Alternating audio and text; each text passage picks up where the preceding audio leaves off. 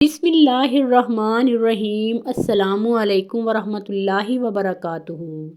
شاید وہ گزشتہ آسمانی کتاب کا کوئی عالم تھا اور اس نے آپ صلی اللہ علیہ وآلہ وسلم کو پہچان لیا تھا۔ چنانچہ بولا، آپ ٹھیک کہتے ہیں۔ اس کے بعد اس نے میسرہ سے علیحدگی میں ملاقات کی۔ کہنے لگا، میسرہ، یہ نبی ہیں۔ قسم ہے اس ذات کی جس کے ہاتھ میں میری جان ہے، یہ وہی ہے جن کا ذکر ہمارے راہب اپنی کتابوں میں پاتے ہیں۔ میسرہ نے اس کی اس بات کو ذہن نشین کر لیا۔ راستے میں ایک اور واقعہ پیش آیا۔ سیدہ خدیجہ رضی اللہ تعالی عنہا کے 2 اونٹ بہت زیادہ تھک گئے تھے اور چلنے کے قابل نہ رہے۔ ان کی وجہ سے میسرہ قافلے کے پیچھے رہ گیا۔ نبی کریم صلی اللہ علیہ وآلہ وسلم قافلے کے اگلے حصے میں تھے۔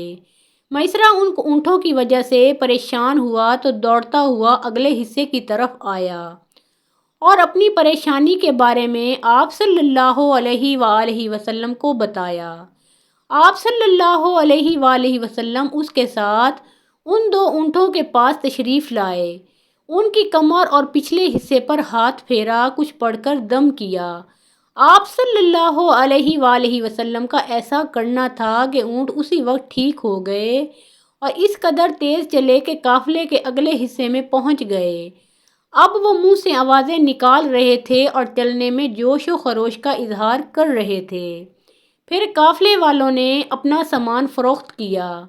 اس بار انہیں اتنا نفع ہوا کہ پہلے کبھی نہیں ہوا تھا۔ چنانچہ میسرہ نے آپ صلی اللہ علیہ وآلہ وسلم سے کہا، اے محمد صلی اللہ علیہ وآلہ وسلم، ہم سالہ سال سے سیدہ خدیجہ رضی اللہ تعالی عنہا کے لیے تجارت کر رہے ہیں، مگر اتنا زبردست نفع ہمیں کبھی بھی نہیں ہوا جتنا اس بار ہوا ہے۔ آخر قافلہ واپس مکہ کی طرف روانہ ہوا۔ میسرہ نے اس دوران صاف طور پر یہ بات دیکھی کہ جب گرمی کا وقت ہوتا تھا اور نبی کریم صلی اللہ علیہ وآلہ وسلم اپنے اونٹ پر ہوتے تھے تو 2 فرشتے دھوپ سے بچانے کے لیے آپ صلی اللہ علیہ وآلہ وسلم پر سایہ کیے رہتے تھے۔ ان تمام باتوں کی وجہ سے میسرہ کے دل میں آپ صلی اللہ علیہ وآلہ وسلم کی محبت گھر کر گئی اور یوں لگنے لگا جیسے وہ آپ صلی اللہ علیہ وآلہ وسلم کا غلام ہو۔ آپ صلی اللہ علیہ وآلہ وسلم دوپہر کے وقت مکہ میں داخل ہوئے۔ آپ صلی اللہ علیہ وآلہ وسلم باقی قافلے سے پہلے پہنچ گئے تھے۔ آپ صلی اللہ علیہ وآلہ وسلم سیدھے حضرت خدیجہ رضی اللہ تعالی عنہا کے گھر پہنچے۔ وہ اس وقت چند عورتوں کے ساتھ بیٹھی تھیں۔ انہوں نے دور سے آپ صلی اللہ علیہ وآلہ وسلم کو دیکھ لیا۔ آپ صلی اللہ علیہ وآلہ وسلم اونٹ پر سوار تھے اور 2 فرشتے آپ صلی اللہ علیہ وآلہ وسلم پر سایہ کیے ہوئے تھے۔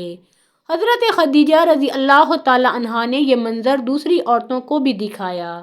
وہ سب بہت زیادہ حیران ہوئیں۔ اب آپ صلی اللہ علیہ وآلہ وسلم نے حضرت خدیجہ رضی اللہ تعالی عنہا کو تجارت کے تمام حالات سنائے، منافع کے بارے میں بتایا۔ اس مرتبہ پہلے کی نسبت 2 گنا منافع ہوا تھا۔ حضرت خدیجہ رضی اللہ تعالی عنہا بہت خوش ہوئیں۔ انہوں نے پوچھا، میسرہ کہاں ہے؟ آپ صلی اللہ علیہ وآلہ وسلم نے بتایا کہ وہ بھی پیچھے ہے۔ یہ سن کر سیدہ خدیجہ رضی اللہ تعالی عنہا نے کہا، آپ صلی اللہ علیہ وآلہ وسلم فوراً اس کے پاس جائیے اور اسے جلد از جلد میرے پاس لائیے۔ آپ صلی اللہ علیہ وآلہ وسلم واپس روانہ ہوئے۔ حضرت خدیجہ رضی اللہ تعالی عنہا نے دراصل آپ صلی اللہ علیہ وآلہ وسلم کو اس لیے بھیجا تھا کہ وہ پھر سے وہی منظر دیکھنا چاہتی تھیں۔ وہ جاننا چاہتی تھیں کہ اب بھی فرشتے ان پر سایہ کرتے ہیں یا نہیں۔ یوں ہی آپ صلی اللہ علیہ وآلہ وسلم روانہ ہوئے، یہ اپنے مکان کے اوپر چڑھ گئیں اور وہاں آپ صلی اللہ علیہ وآلہ وسلم کو دیکھنے لگیں۔ آپ کی شان اب بھی وہی نظر آئی۔ اب انہیں یقین ہو گیا کہ ان کی آنکھوں نے دھوکہ نہیں کھایا تھا۔ کچھ دیر بعد آپ صلی اللہ علیہ وآلہ وسلم میسرہ کے ساتھ ان کے پاس پہنچ گئے۔ حضرت خدیجہ رضی اللہ تعالی عنہا نے میسرہ سے کہا، میں نے ان پر 2 فرشتوں کو سایہ کرتے ہوئے دیکھا ہے، کیا تم نے بھی کوئی ایسا منظر دیکھا ہے؟ جواب میں میسرہ نے کہا میں تو یہ منظر اس وقت سے دیکھ رہا ہوں جب قافلہ یہاں سے شام جانے کے لیے روانہ ہوا تھا۔ اس کے بعد میسرہ نے نستور سے ملاقات کا حال سنایا۔ دوسرے آدمی نے جو کہا تھا وہ بھی بتایا، جس نے لات اور عزیٰ کی قسم کھانے کے لیے کہا تھا، پھر اونٹوں والا واقعہ بتایا۔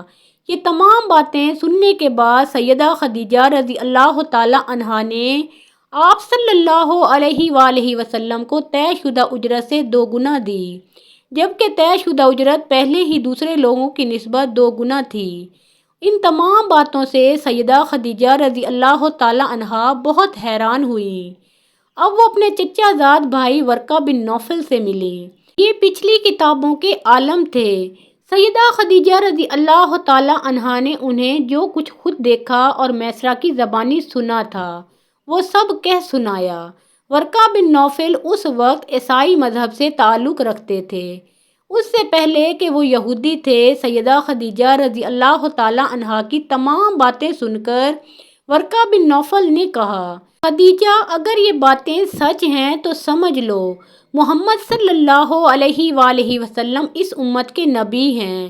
میں یہ بات جان چکا ہوں کہ وہ اس امت کے ہونے والے نبی ہیں۔ دنیا کو انہی کا انتظار تھا، یہی ان کا زمانہ ہے۔ یہاں یہ بات بھی واضح ہو جائے کہ نبی اکرم صلی اللہ علیہ وآلہ وسلم نے سیدہ خدیجہ رضی اللہ تعالی عنہا کے لیے تجارتی سفر صرف ایک بار ہی نہیں کیا، چند سفر اور بھی کیے تھے۔ سیدہ خدیجہ رضی اللہ تعالی عنہا ایک شریف اور پاک باز خاتون تھیں۔ نسب کے اعتبار سے بھی قریش میں سب سے اعلیٰ تھیں۔ انہیں قریش کی سیدہ کہا جاتا تھا۔ قوم کے بہت سے لوگ ان سے نکاح کے خواہش مند تھے۔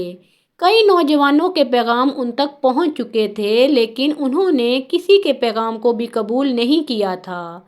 نبی اکرم صلی اللہ علیہ وآلہ وسلم تجارت کے سفر سے واپس آئے تو آپ صلی اللہ علیہ وآلہ وسلم کی خصوصیات دیکھ کر اور آپ صلی اللہ علیہ وآلہ وسلم کی باتیں سن کر وہ آپ صلی اللہ علیہ وآلہ وسلم سے بہت زیادہ متاثر ہو چکی تھیں، لہٰذا انہوں نے ایک خاتون نفیسہ بنت منیہ کو آپ صلی اللہ علیہ وآلہ وسلم کی خدمت میں بھیجا۔ انہوں نے آ کر آپ صلی اللہ علیہ وآلہ وسلم سے کہا کہ اگر کوئی دولت مند اور پاک باز خاتون خود آپ صلی اللہ علیہ وآلہ وسلم کو نکاح کی پیشکش کرے تو کیا آپ صلی اللہ علیہ وآلہ وسلم مان لیں گے؟ ان کی بات سن کر آپ صلی اللہ علیہ وآلہ وسلم نے فرمایا، وہ کون ہیں؟ نفیسہ نے فوراً کہا، خدیجہ بنت خویلد۔ آپ صلی اللہ علیہ وآلہ وسلم نے انہیں اجازت دے دی۔